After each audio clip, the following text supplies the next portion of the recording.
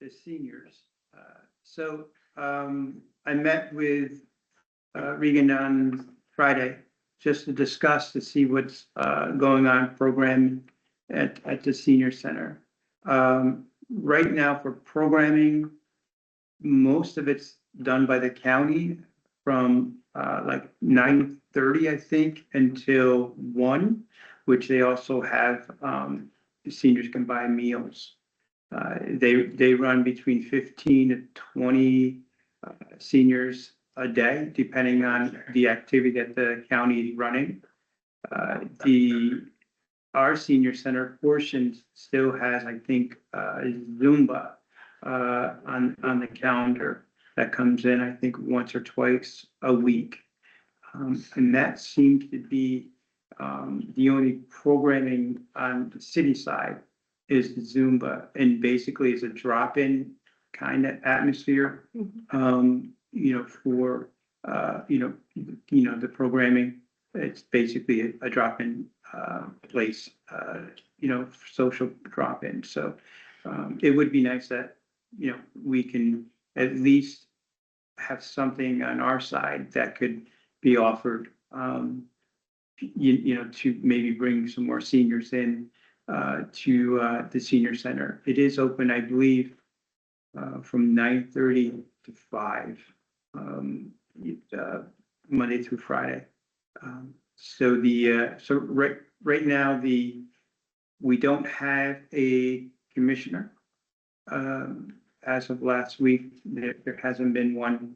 I guess there's some people that they're looking at, and I mean the administration's looking at to appoint someone, but they haven't have anybody yet to fill that position. So that's going to give us a little bit of a gap. So I'm going to have to check in probably monthly with Reagan to see if if any changes and kind of give updates on what's going on at the senior center. So if anyone has any thoughts, ideas, there seems like a lot of space available to do activities, especially around this time with all the new updates with Medicaid and Medicare, benefits, Social Security benefits. I think that'd be great if we could get speakers in there to talk about any updates with the COLAs and things that are going on that affect our seniors.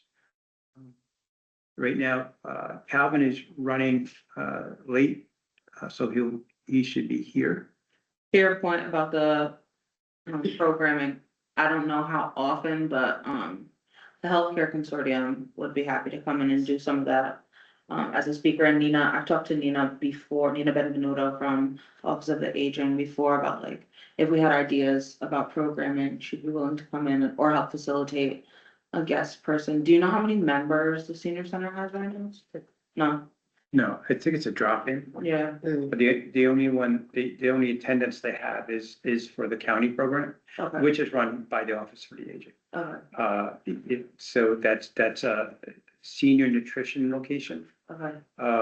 They have them on different points of the county. And that's run by, I can't remember her name, but it's through Office for the Aging. Do they help with transport? No, No.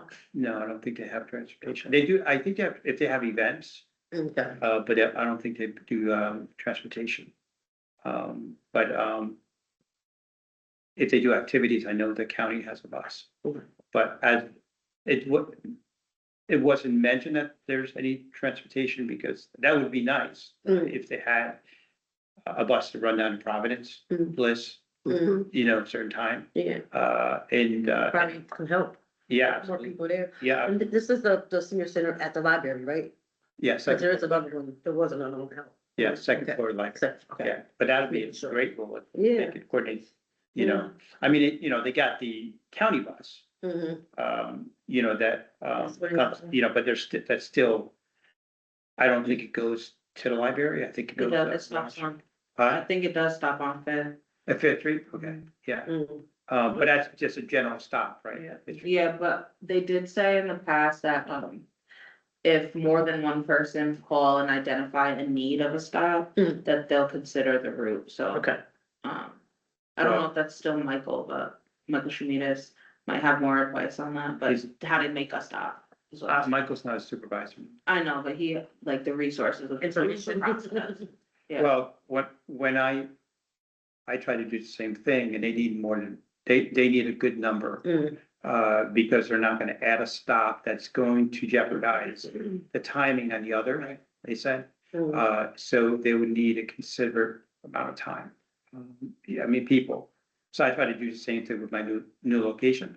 Mhm. But, for work and even though it's only less than half a mile from the stop at the hospital, Yeah, but they wouldn't do it unless I can guarantee so many people. and a lot Every of day. seniors are home, and then a lot of people who help seniors are at work, so it's like they'll have no way to get there. No, I think it's great. I think it's, especially even if it's a pickup, in the morning Mhm. and go back and home, right? So then they get their meals, they get activities and Mhm. it helps with the socialization. So, Mhm. I can check with, Nina and I can check with, Regan to see what good timing. And then how we can get it posted up, at Providence, and Bliss, and, Crosswinds, Yeah. it'd be great to have those three areas. But, and, any other questions or anything about the senior center? I guess just, maybe a good way to gauge some of that interest, because most of the, consistent riders for the county bus are from Providence and Bliss. So maybe if there's like we find a way to get a survey of people that ride the bus, like if the senior center was a stop, would you utilize it? Maybe that could show interest. Mhm. Yeah, or even the survey at the senior center, right, to say, is this something you would benefit of? Yeah. From? But I think going to Providence, right? Because if they're on the bus now, they're there for a reason. Right. They're going shopping, right? I think going to Providence and going to Bliss and doing the survey there. Yeah. Right, because that's where your numbers would generate, right? Because if you try to do it, the riders on the bus, right, they're already going to point A to point B. Mhm. Right? So we want to have more people using it and for the purpose. And if they're already at the library, they had some way to get there, so you gotta Right. gotta find them. Find I can people talk where to they are. Eleanor to see if I can get a survey, see how many numbers in their next activity or something, to see if we can get a survey together. It just, 3 or 4, or even have Eleanor ask around or send something around, say, hey, would you be interested in would you use a senior center if there was weekly transportation to and from? I'd be happy to go hand deliver surveys and pick them up if you want. Okay, so I'll work on some survey questions. Like, I don't want to overwhelm it. It's basically just want to know, listen, Hey, I'll talk to Regan and say, what's the best time, right? And then also, with the added county, right? So they can add, they can get a meal, right? They can go there during the meal time. So if it's 9:30 to 1 county time or 9:30 to even at 3, for, social time. And then maybe it can generate more activities if there's more people from 2 to 3 or 2 to 4 that are there, can generate more activities at the senior center. Rather than, keeping it safe. And that basically what we need is, we need attendance to bring the programs in, right? Or the presentations, right? So I think having them there and then offering, even if it's a monthly thing from, like I said, Healthcare Consortium, I don't know if everybody understands, Healthcare Consortium, they provide, transportation and medical transportations and, so having, in their programming, what they offer, right, for seniors, Office for the Aging, they have, the new supposedly legal aid supposed to be coming in, and taking, the place of the attorney they had there once a week. Rose, I think Rose Lee. So that's another thing. So I think the survey would be a great start. Okay.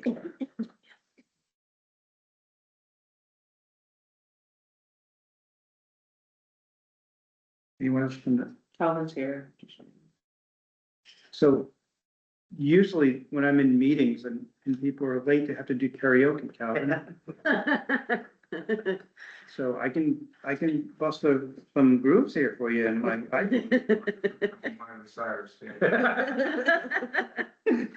no, I got the climb on this, I think. Okay, so I guess we're, any other questions? Anything about seniors? So we'll bring it to you, Calvin, we'll start with your report. All right. So this report was a mashup of both January and February. So January for us, a bit of a wonky month. But we overcame the heating issue with the boiler. Give you guys an update on that. At our last meeting, we're able to resume program as of the 6th of February. Everything got back on track. No issues since. So certainly grateful for our vendor, who is actually an alum, if you will, of the Hudson Boys and Girls Club, Matthew Shook. So he's been a great help to us. Since then, on February 11th, we welcomed our commissioner, Darren Collins, Senior. And he's really hit the ground running with us. He's come in, he's met with folks at the department. We've met with council members. We have a meeting with the mayor's office on Monday, so he's really been all in since his arrival, helping with brainstorming about program ideas and really just helping us maintain the fabric of community and the legacy of the department. So it's really been a great joy to be working with Darren. Can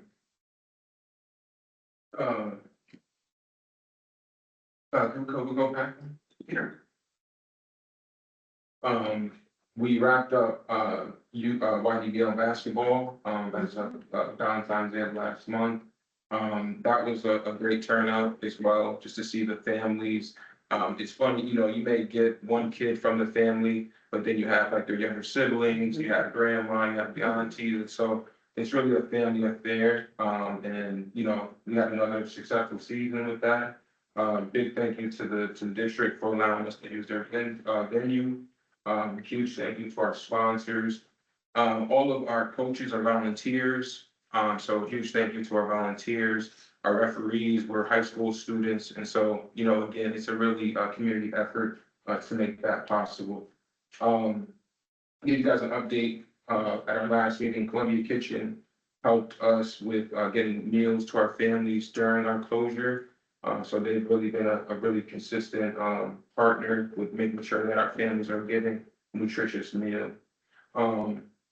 Things to look forward to in the spring, we are looking to feature some different programs. We're hopeful that we can introduce flag football, which is an alternative to tackle. We are not trying to impose upon Pop Warner, but we do recognize that some families are concerned about CTE and brain injuries and such with tackle football. So flag football does offer that alternative. And I think it's probably more co-ed friendly as well. Yeah. So with our next slide, can we come to our next slide?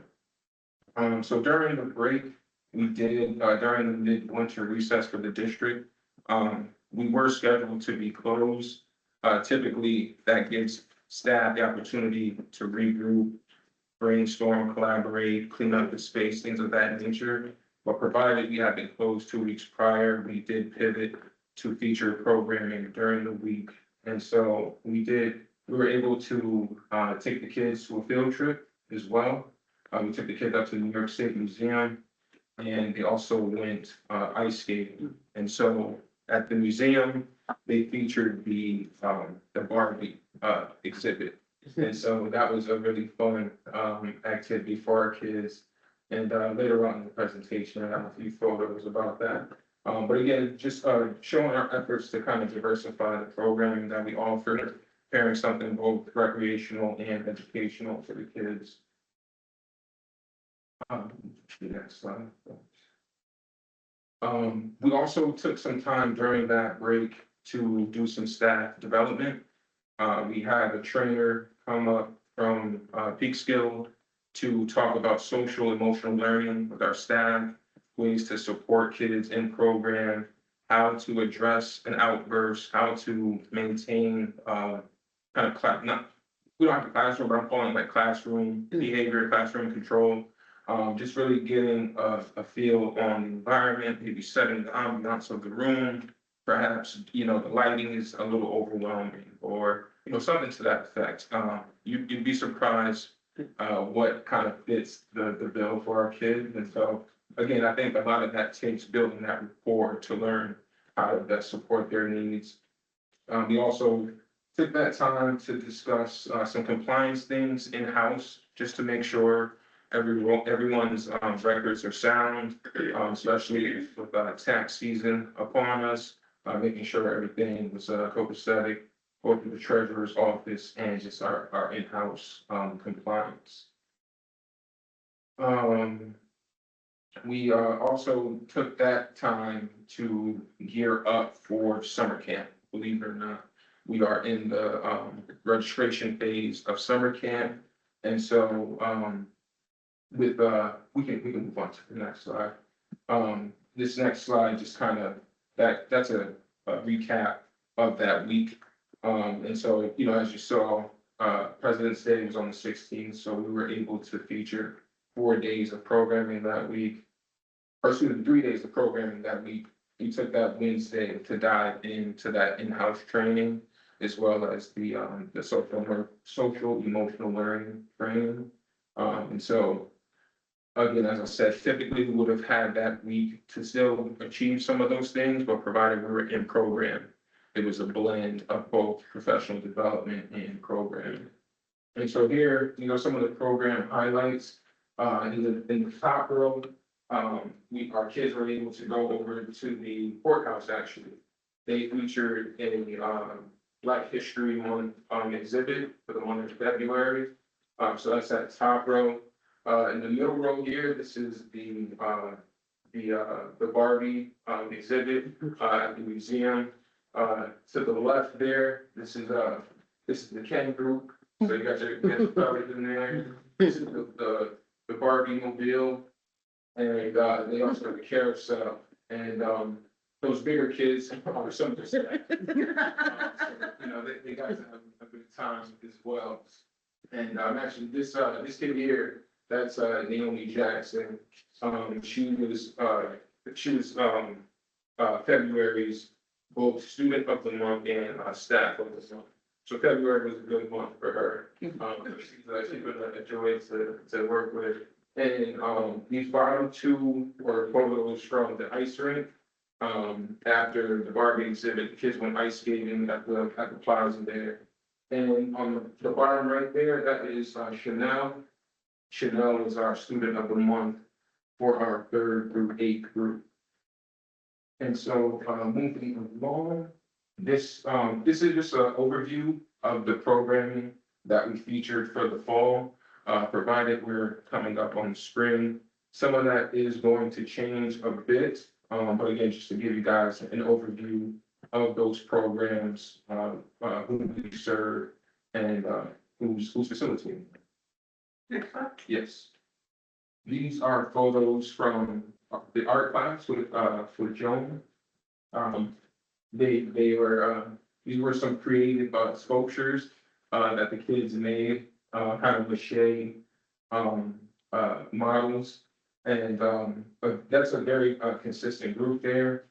Joan shows up once a week, and she gets a good turnout every week. And so we really found some good consistency with that program. Moving that along. So we also, during the midwinter recess, the week of February 16th, we addressed some biohazard concerns in the attic portion of the building. Disclaimer that the kids have no access to that area, strictly staff only. And even with that, we're not in that space. It's actually quite toxic to be out there without the proper equipment. So as such, we put out a bid, and, while we found a recipient that was able to come in and address that work for us.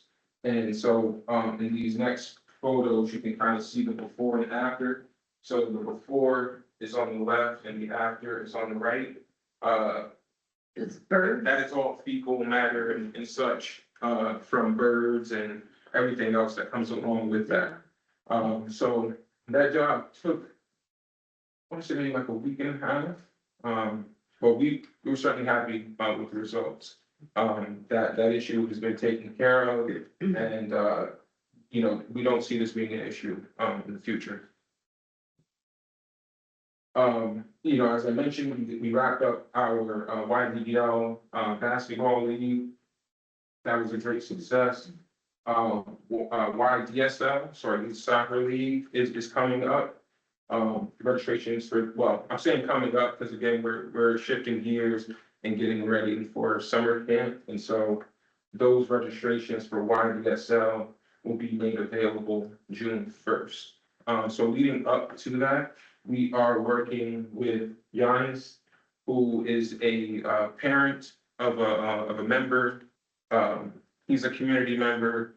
I believe his day job is marketing, but just as a parent and a person that loves soccer, he's volunteering his time to support us in developing the soccer league so that it becomes more attractive and just kind of more robust to those that are interested. And so some of the ideas that have been posed was having like a watch party for the World Cup, just to really kind of drum up the excitement, get folks out engaged, and hopefully they will then find interest to play soccer. These are just some photos from the basketball league. The photo on the left is the skills and drills group. And those are our youngest kids that come to just really learn the basics of basketball, teamwork, camaraderie. And so it's a fun group there. And to the right, that is our older group. They get to play, they do more gameplay, more 5-on-5. And those are that's the Brodowski family. They are siblings. And then that's like a snapshot of our sponsors for the league. So as I mentioned, we have registration for camp available that went out last week. So spread the word. We are now accepting registration for Oakdale Summer Camp.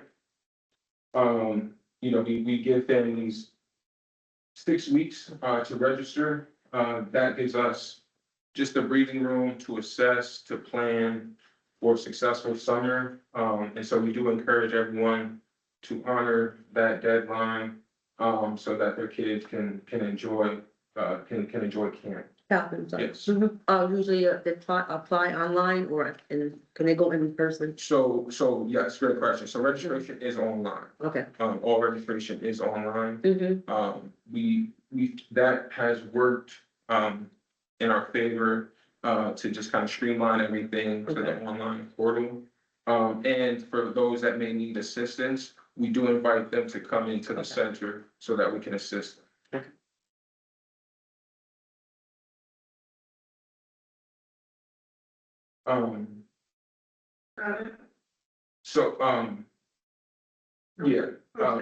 Yeah, it's in that slide.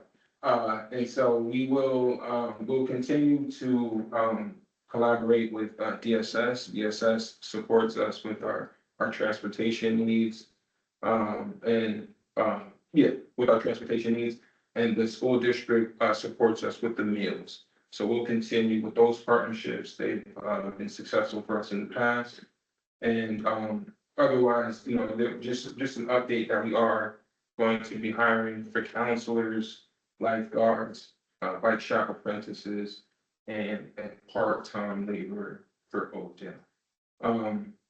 In more recent news, this Saturday is the Polar Plunge. So this Saturday, March 7th, it's not too late to sign up if you're interested in taking it into the lake.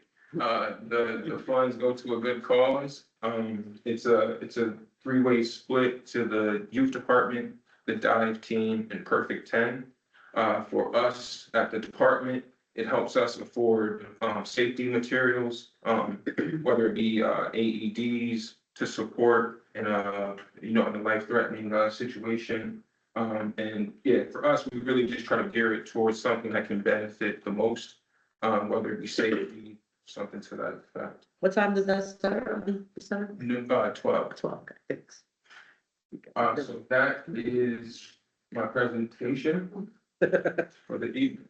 I would tell you that I had my stepdaughter was from Massachusetts, and her friend was in the basketball, and they went and they really was very impressed on the basketball the last weekend. They went over and watched the game.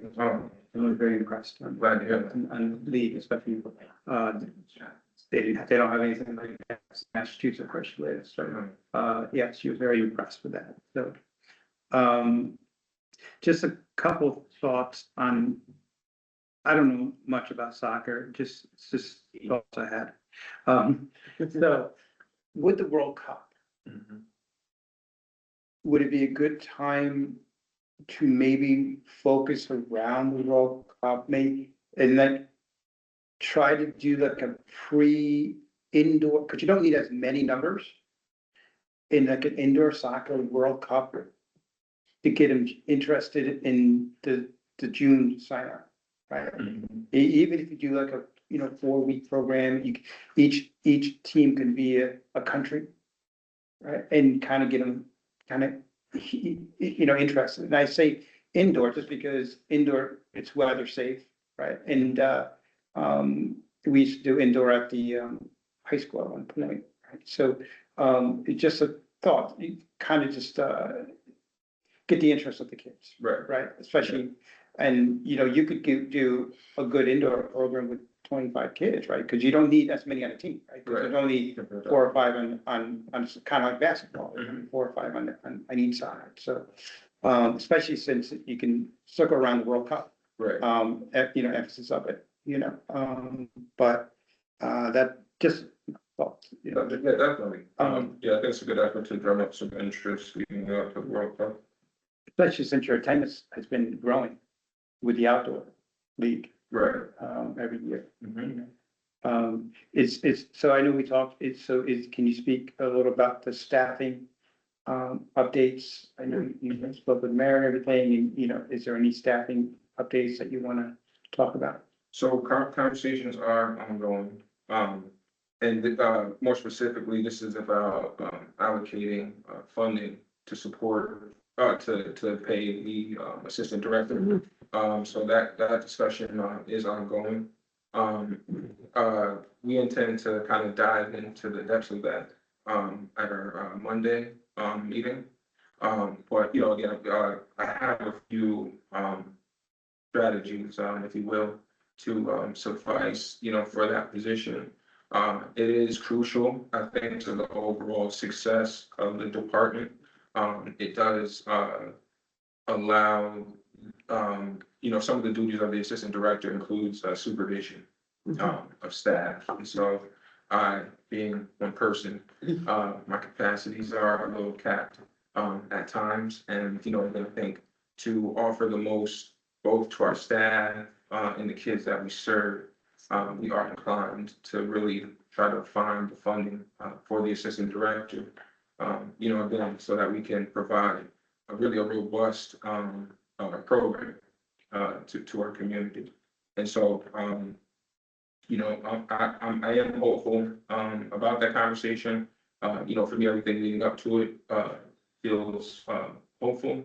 And again, I think on Monday, we can actually discuss a plan rather than, being hopeful. Great. And I know we spoke Friday and Darren was there and you guys had some great thoughts. You want to do any early thoughts on future programming ideas to tickle people's fancy of some of the great thoughts that you guys are coming up with? Yeah, you know, with that, it was really just kind of being, exploring different things, being creative about what programming looks like. Some of what we discussed was featuring, some, potentially weekend hours. Maybe to the effects of like a breakfast club, right? And so, the notion with that is maybe, from 9 to 1. By 9, staff are making, a pancake, brunch, breakfast, if you will. And then we feature, some social activities. That could look like, maybe something, in this space, a basketball game in the gym, or maybe going to Greenport Park, or, another component to add, in addition to the breakfast. For me, this, I had an experience at Siena College. They have a mentoring program. Every Saturday, kids from Arbor Hill would land there. We would go to the cafeteria, do breakfast, and we may go apple picking. Or we may go to the library and do a read along or something to that effect.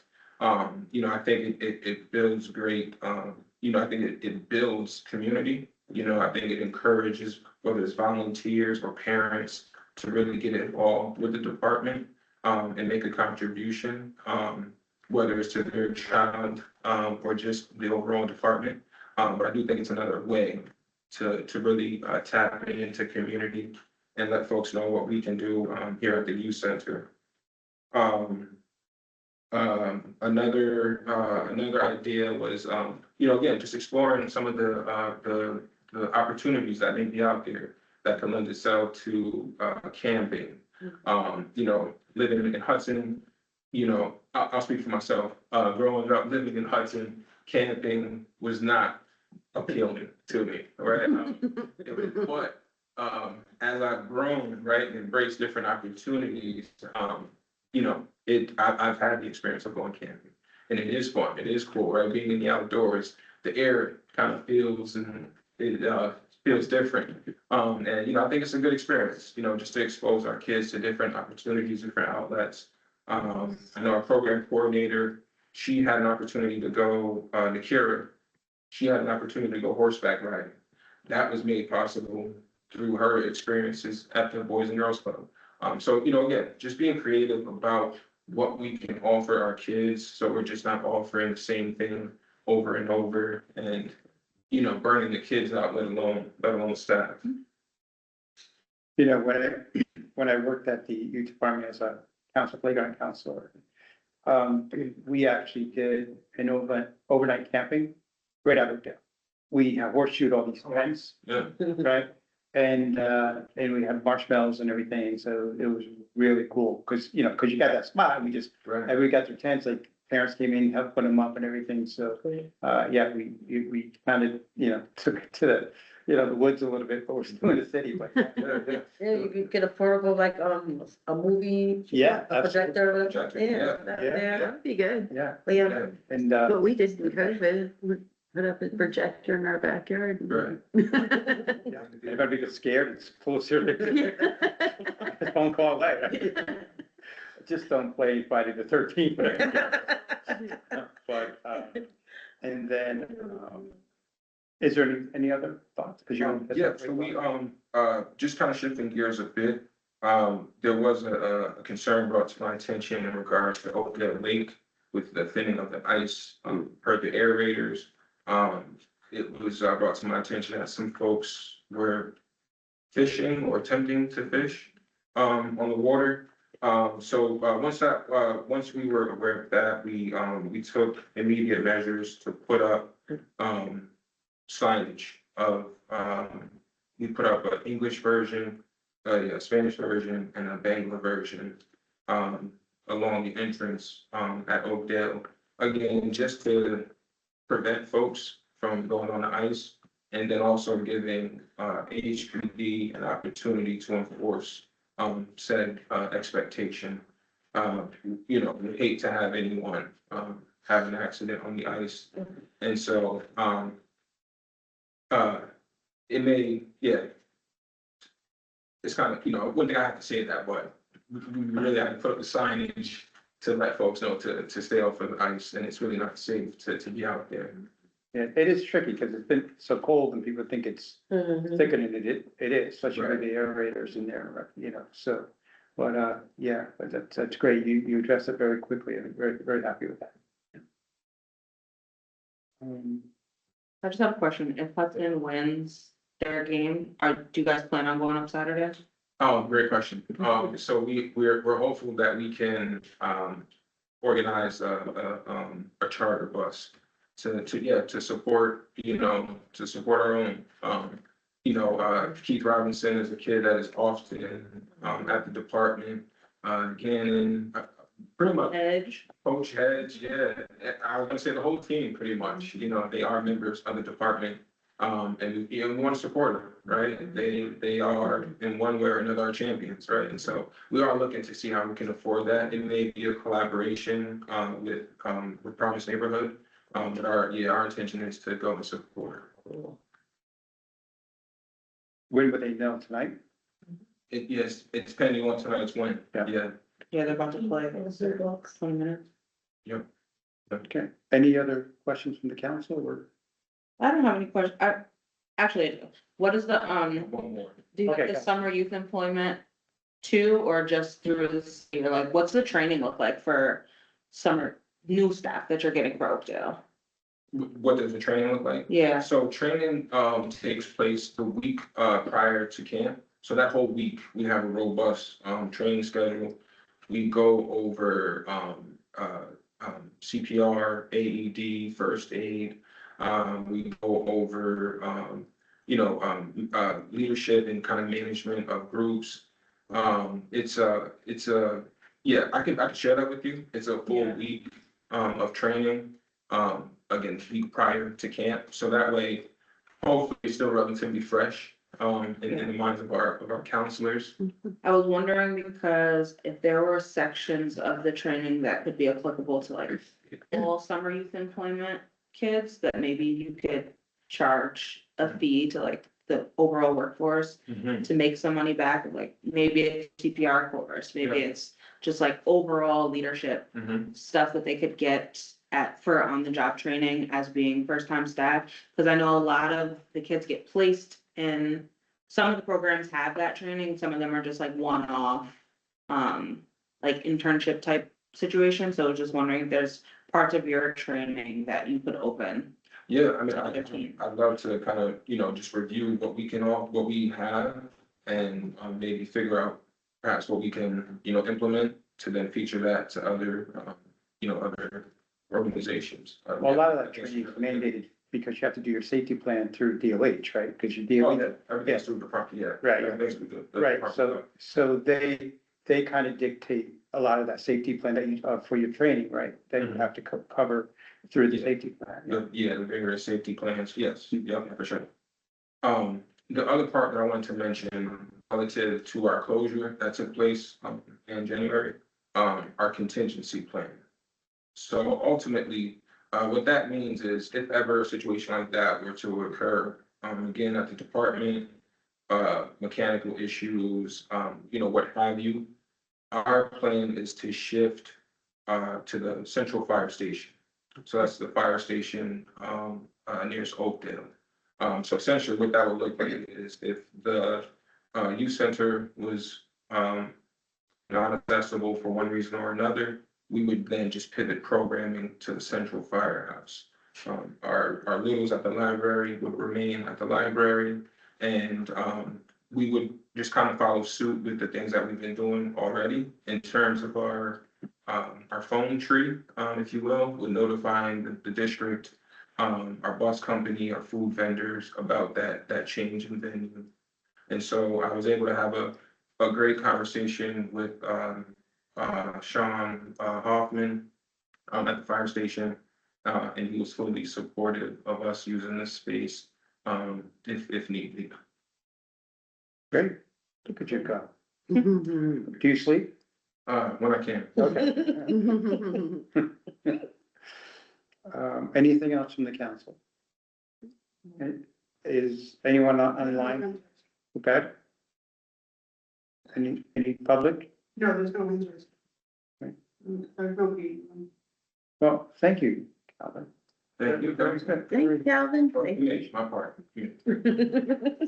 So, are you done for the day now? You're gonna sneak down there again? Yeah, I'm gonna pop back in, just, keep on your toes, make sure everything's in order, and I'll go home and think about sleeping. Did you like, I used to always peek in the window first? Okay, Yeah. I got you, I got you. You gotta keep in mind. All right, thank you so much. You'll never know when you're gonna go right. So if there's not anything else, no public comment, Nope. can I get a motion to adjourn? Everything good? Can I get a motion to adjourn? I'll do that. Can I get a second? Second. All in favor? Oh, thank you. Thank you, everyone. Thank you, Linda.